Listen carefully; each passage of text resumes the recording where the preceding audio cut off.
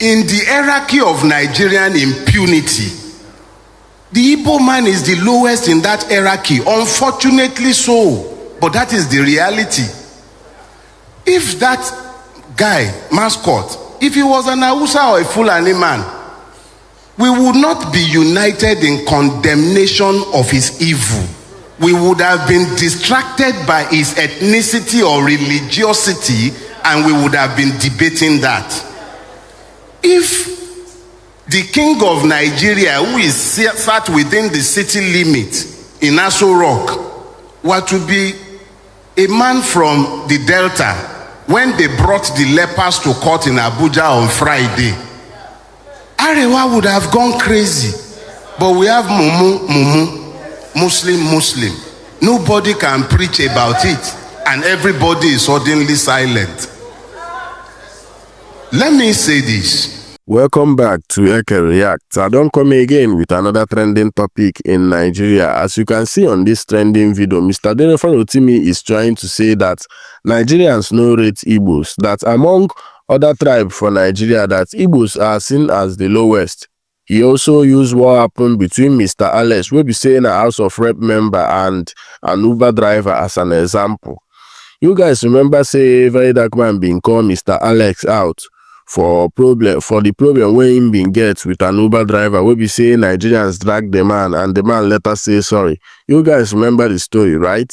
So he's trying to say that if the man were to be from other tribes, say they no go drag the man like that, say Nigerians no go come unite together, come they face the man. You understand? So this particular video now don't they make waves for social media, and many people don't they talk plenty talk concerning this particular matter. So I go like make you drop your own opinion concerning this topic now for comment section, and also like this video to recommend it to more people so that they will also drop their own opinion on the comment section. Remember to subscribe if you are new to this channel. 8 weeks ago, I used that title to speak with my usual audience, but I found that there is a lot more to that needs to be unpacked, and this was the subject of my discussion with Daddy when I was out of the country, and he graciously invited me to speak here today. So I held on to it again, and I believe that the verse that we have read to a very large extent explains it. Usually, every time I've been here, there's been a gentleman who would usually sit there. Daddy will remember him. He was my friend, Ademola Adeshino Ogunlano. It pleases God to call him home 10 days after his 60th birthday, but his death brought home the urgency of now. You know, we always have this assumption that we have forever, and that we are going to be living for a long time. And in our assumption of immortality, we really remember the biblical verse that tells us to number our days. Numbering your days is a way of reminding you of the fact that you are mortal, and you will at some point, hopefully in the fullness of time, in your dotage, go on to glory. But nobody guarantees the length of days. So there is always an urgency to now. And that urgency is what has forced me to take another look at where we are, because almost on a daily basis, Facebook will bring one memory of Ogunlano or the other to me, because we shared a lot in common. And I saw all the things that he applied himself to, the selfless life that he lived.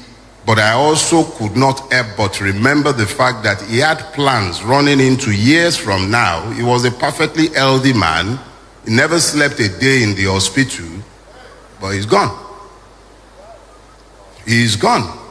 I woke up yesterday to find news of another person gone. We were in university together. He also had plans. So it became clear to me that this illusion that forces us to keep postponing needs to be challenged. But our own situation as a people, more urgent attention. Not reactions. Reactions come about when things happen and you quickly run away. Maybe somebody shoots a banger in here now, so we all react. You don't plan for reactions. You simply do what comes natural to you in that moment. But responses, on the other hand, are slightly different.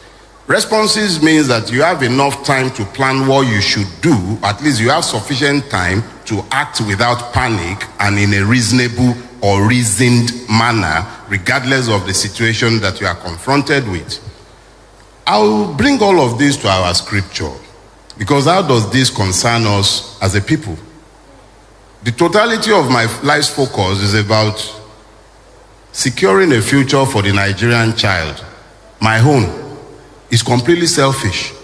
I don't know you, but I know the children that I have at home.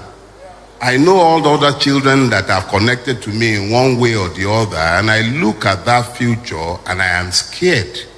So I looked at the totality of our situation, and this scripture came to mind. It was the story of the lepers that came to mind, because I found it disturbingly analogous to the Nigerian situation, even though we sometimes do not seem to realize just how much our situation is analogous to that in that story. We are the lepers. Let me let that sink in. We are the lepers in that story. If you notice, I didn't say I am. I didn't say you are. I said we are the lepers. Nobody is born leprous. Leprosy is acquired after birth. I know you all tell yourself one very common lie. The commonest lie in Nigeria is your claim to citizenship. You tell yourselves that you are citizens, but it is a lie. It is only those who enjoy the immunity of impunity that are capable of enjoying Nigeria. If you do not have impunity, the capacity to live above the ambit of the law, you are a leper. Lepers were taken before the court in Abuja. Just, I think, a couple of days ago. Or was that yesterday? No, it was on Friday. They took lepers to a court in Abuja. And you know by law, if you go to the book of Leviticus, lepers are treated as being separate. Because if they were not separate, they should have equal access to justice. And I am sure that nobody should be required to tell a judge who is sworn to protect the weak that those are citizens, if they were citizens. Once upon a time, there was the delusion of citizenship in Nigeria, and that was before the leprosy of immunity or impunity meant that those who should be above the law are within the city gates. They are out, they are inside the city limits. Inside, they are in the city. The lepers, they were at the gate. Those are the ones excluded by society. And if you thought that was all, I'll remind you that those who were killed at Lekki Toll Gate, they were also lepers. That is why the society has continued to pretend that they did not exist, in spite of a judicial pronouncement of a massacre. So, lepers. The theme of leprosy, I know it might sound shocking to you, but the reality is that what makes the Nigerian a leper is the fact that he is excluded. The only thing that includes everybody is the rule of law. When the law does not rule, when you have exceptions, those exceptions can only be explained by something. Okay. If we ask ourselves, exactly what is the effect of leprosy? One of the first things that you notice with leprosy is that the leper's digits begins to fall off. So his capacities becomes limited. He can't even, Yorubas have a proverb, they say, abere bolo adete odete. It means that the needle fell off from the leprous finger, and now he has no way of picking it up. So it becomes a quandary. That is the situation with the Nigerian. You go abroad, you are separated. They separate you at airports. Within Nigeria, the policeman looks at you like our dishonorable mascot. He looked at a boat driver. The average boat driver in Nigeria is a university graduate. 90% of the boat and Uber drivers in Nigeria, if not more, are university graduates or dropouts who could no longer afford to go to school because the system simply failed them. And then a person who says that he is a sworn representative. And you know the beauty of that situation? For a long time, lepers have had difficulties in identifying themselves in Nigeria. You have the lepers of Yoruba Ronu, who thinks is different from the lepers of Biafra. And then you have the lepers of Katsina, the Fulani peasant, who you will blame for all the woes of the South. So the lepers have had difficulties identifying themselves, and they have been busy fighting in the army of their enslavers. Now, mascot who assaulted the boat driver is Igbo.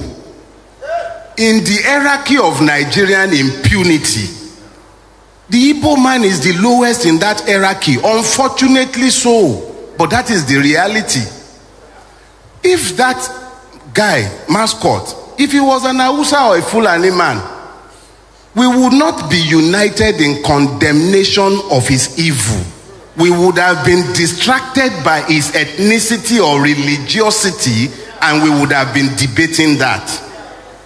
If the king of Nigeria, who is sat within the city limit in Aso Rock, were to be a man from the Delta, when they brought the lepers to court in Abuja on Friday, Arewa would have gone crazy. But we have Mumu, Muslim. Nobody can preach about it, and everybody is suddenly silent. Let me say this. When we allow ourselves to ignore the fact that everything we hate, we also fear, then it becomes easy to recruit us into the armies of our oppressors to begin to fight on behalf of those who have enslaved all of us. I'll show you.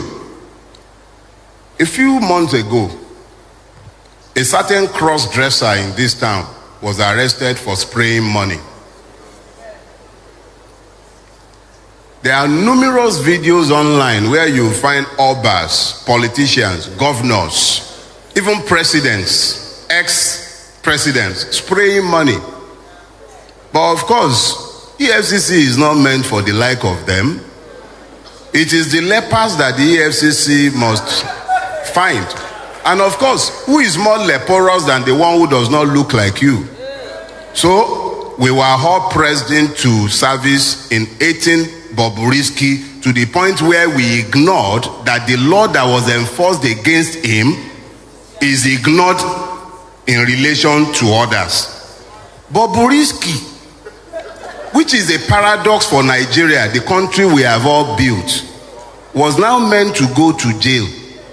But of course, since the jail in Nigeria is meant for the poor and the weak, Bobrisky was able to assess the levels of injustice that is available to non-lepers. So he equalized with money.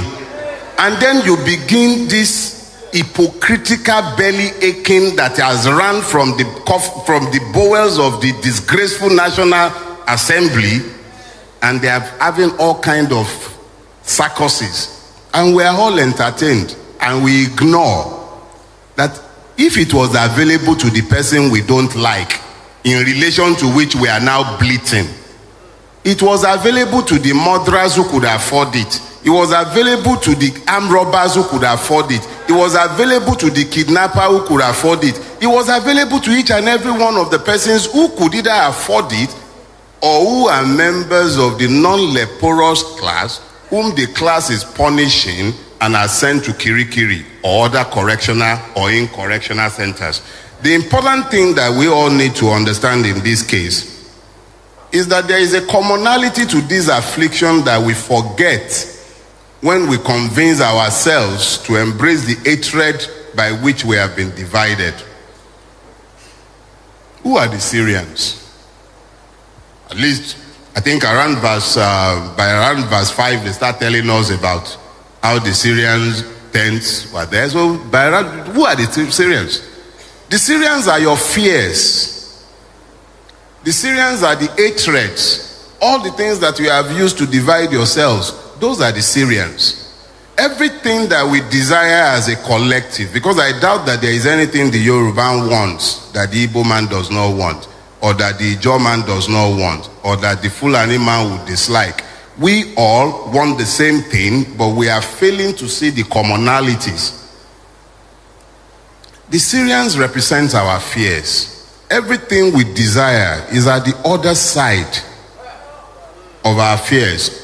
Your fears also encapsulate your hatred.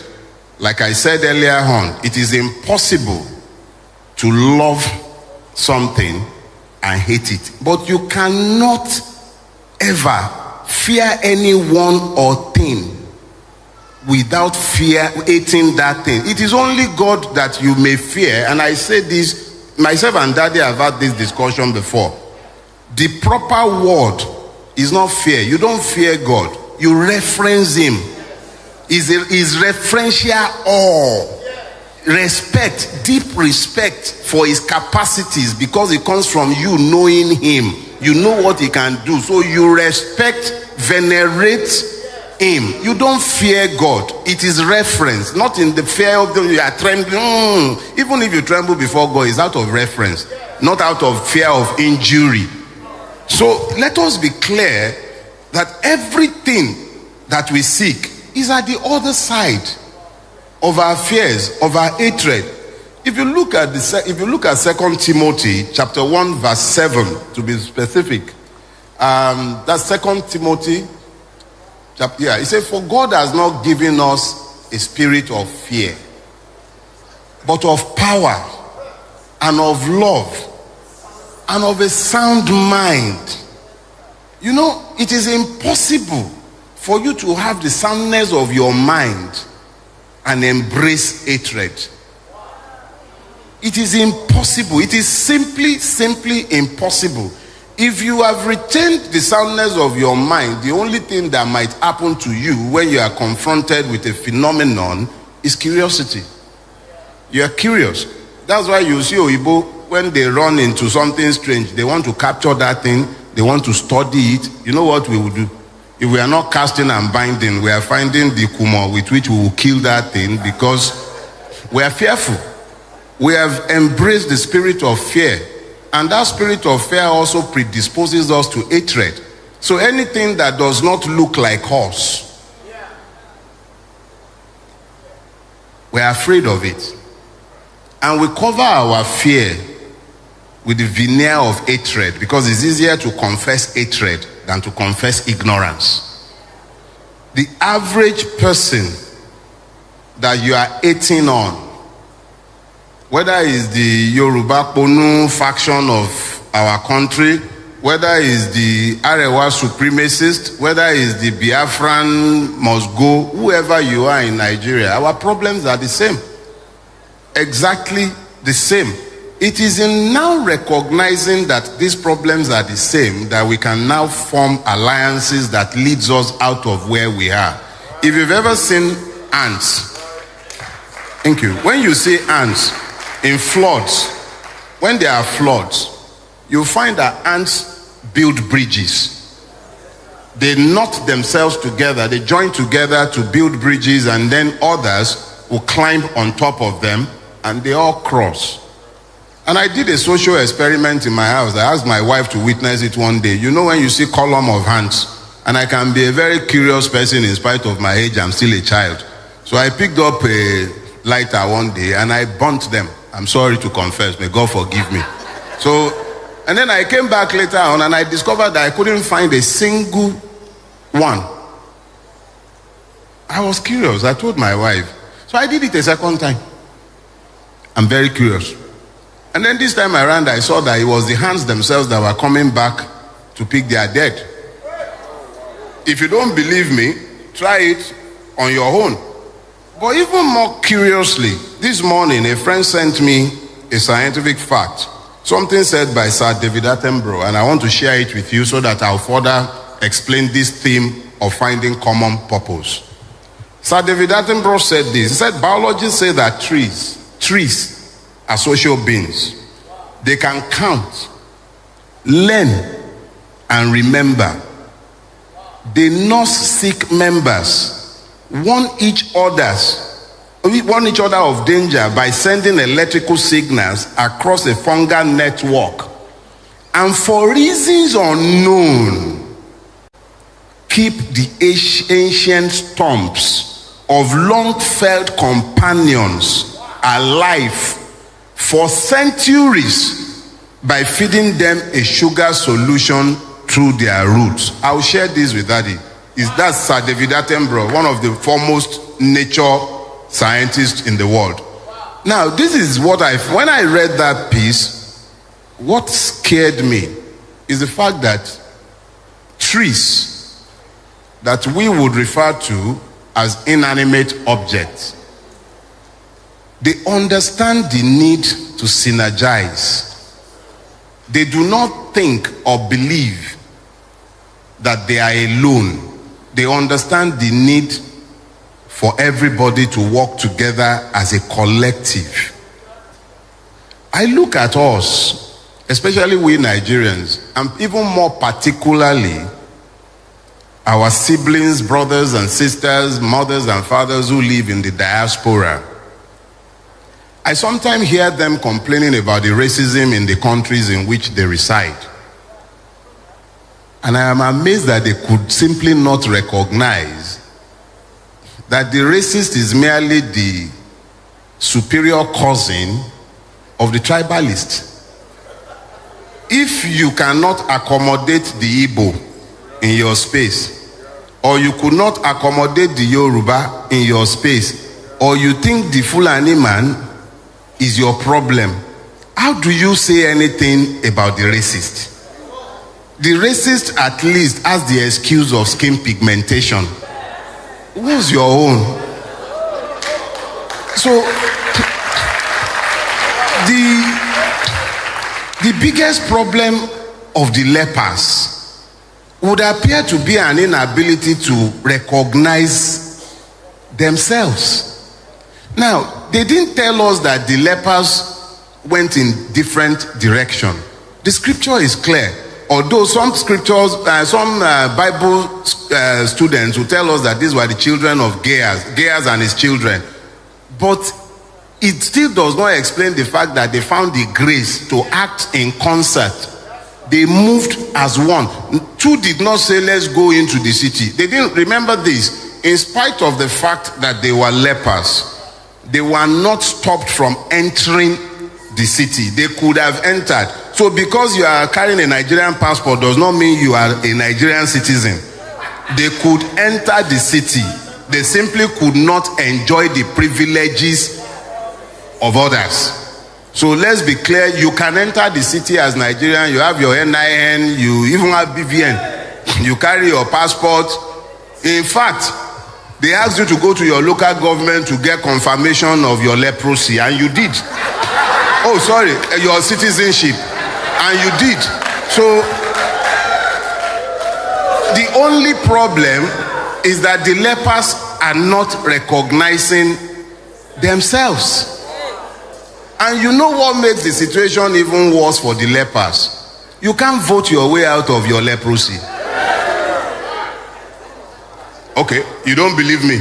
Go and ask the people who pretended to vote in Edo, and they will tell you what their experiences were. So in case you forgot the lessons learned in February 2023, I remember I was here and I urged all of you to register to vote. We did all of that, remember? And you should get you remember now, we said it that we did all of that. But of course, we didn't, even I was unaware of the fact of my leprosy.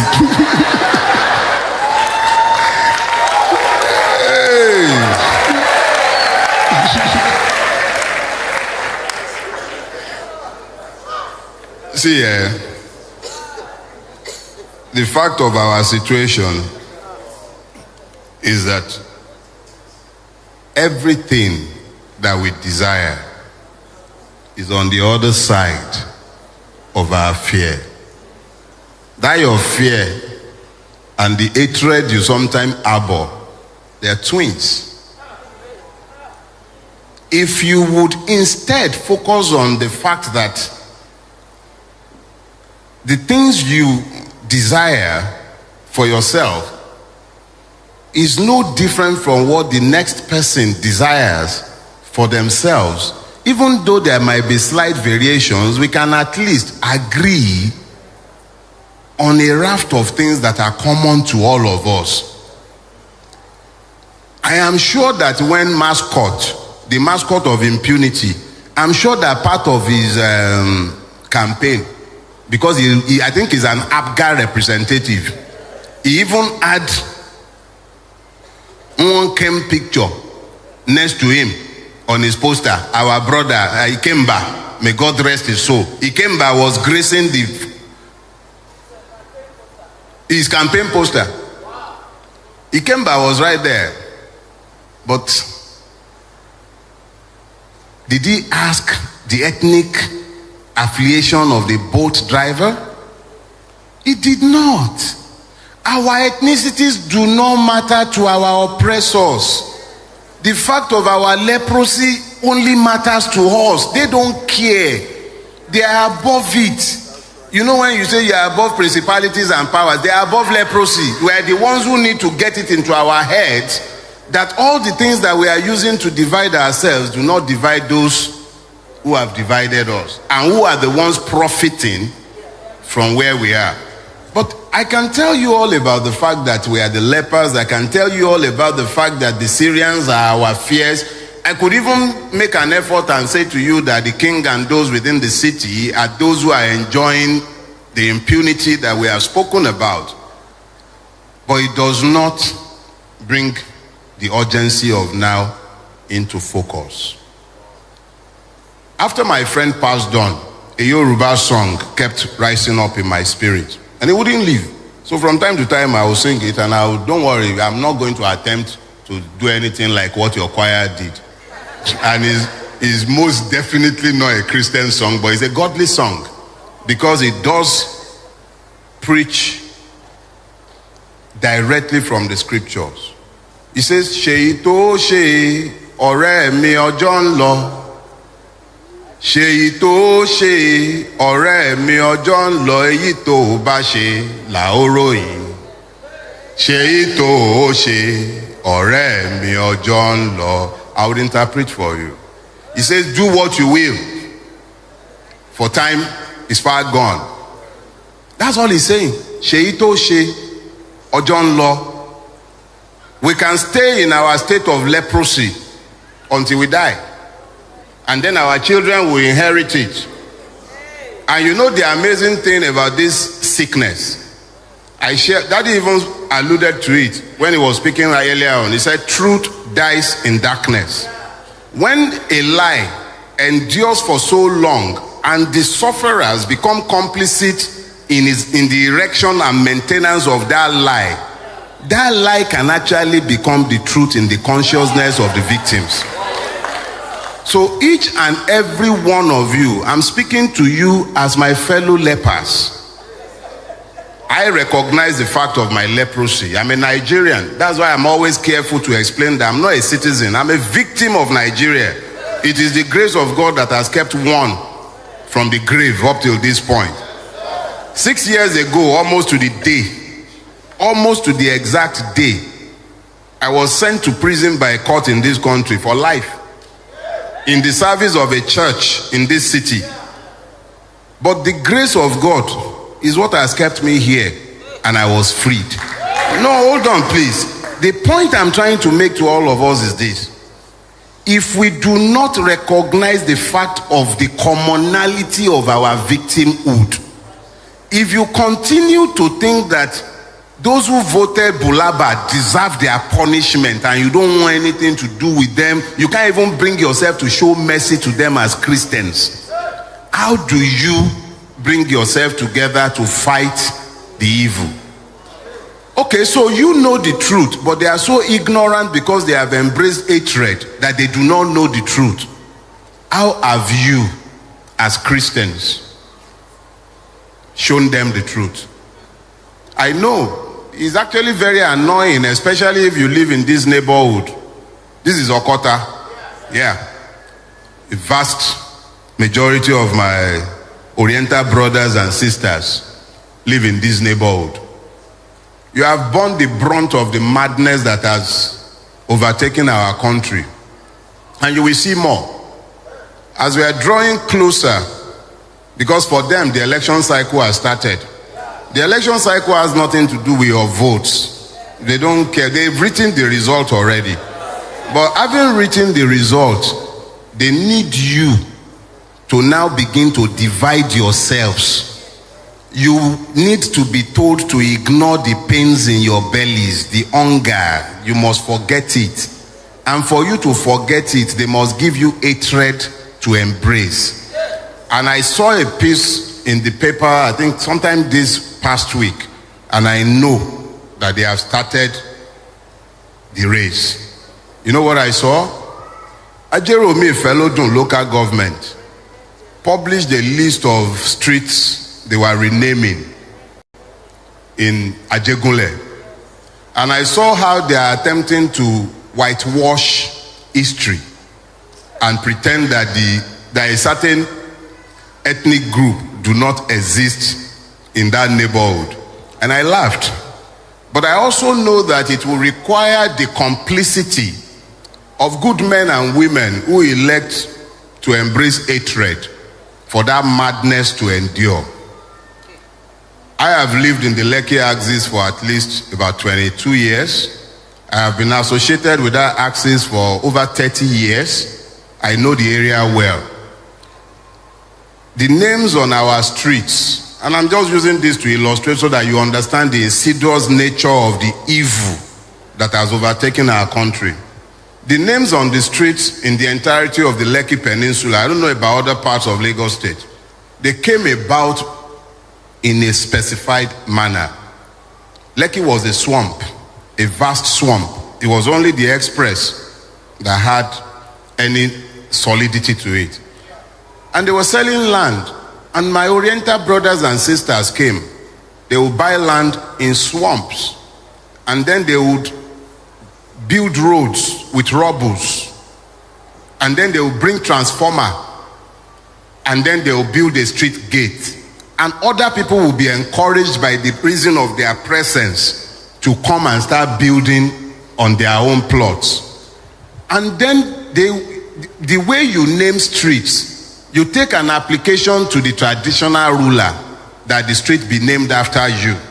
The traditional ruler and his secretary will verify your contribution to the neighborhood you are asking to be named after you. Almost every name you see decorating any street in Lekki, particularly the entirety of the greater Lekki Peninsula, they were men who either built roads or bought transformers. They were the first, they were the pioneers. Those who are today turning around and making it seem as if these things came by accident and they were on hand in an attempt to turn brothers against brothers for reason of political validation, they require you to forget that you are commonly lepers. May God cure all of us of our leprosy. But it does not change the fact that Nigeria has inflicted leprosy on those who should be citizens. Our afflictions are common to us. What do? I believe that in the coming days, weeks, and months, we must, as a collective, begin to find common purpose and set out what it is that we believe should happen to us as a people, and then stand behind our demands. They have children sent to correctional centers and facilities across the country. Parents are sat mostly unconcerned.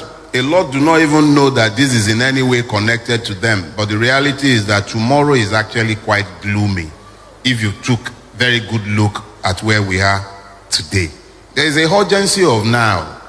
That urgency does not allow us to outsource the resolution of these problems to a future generation. There is nobody coming to save us. The Americans won't save us. Get that clear. They benefit from this. Neither will the British. They've even tried to do you 419 now. They have a Yoruba sounding person heading the Conservatives. It's all a scam. They need to bring what they are losing in Europe. They need to bring it out of the Commonwealth. So everything that has happened to us, you will not hear any one of the beneficiaries speak on our behalf. Have you heard any condemnation from the European Union? Have you heard anything from Britain? Have you heard anything from America? A long time ago, we were busy naming streets after American diplomats, thinking that salvation was coming from abroad. Salvation is not coming from abroad. I also assure you that Daddy will lead you in prayers, but we also need to act. Without acting, prayers are, I'm sorry to say, useless. God will do what God will do, but men must do what men will do. And in our own case, if we stay here, we perish. It's not really just Bible speak, it's the reality. Our situation is dire. We need to find the commonality of our affliction and then find common ground and common purpose. I'm on a church pulpit, so I am careful not to offend certain sensibilities. But let me also say this. May the tribe of Pastor Ayedogbon increase. When the Church of Christ becomes complicit in the emasculation and oppression of the people of God, that becomes a very scary time in which to live. But the Church of God is not limited to this physical building. The Church of God, each and every one of you, what do you do in your private space? How have you communicated the need to act as one in your private space? Do you even understand the urgency of where we are in your private space? We can wait for prayers, we can fast and pray, but if we do not act, nothing will change. We are the ones who will save us, and we really don't have time again. And just like I'm saying we don't have time again, the timekeeper in front of me has also informed me that my time is up. But my time might be up. I will not leave without telling you this one more time. Ojon law, do what you have to do. It will not always be convenient, but if you are convinced it's the right thing to do, do it. May God bless you.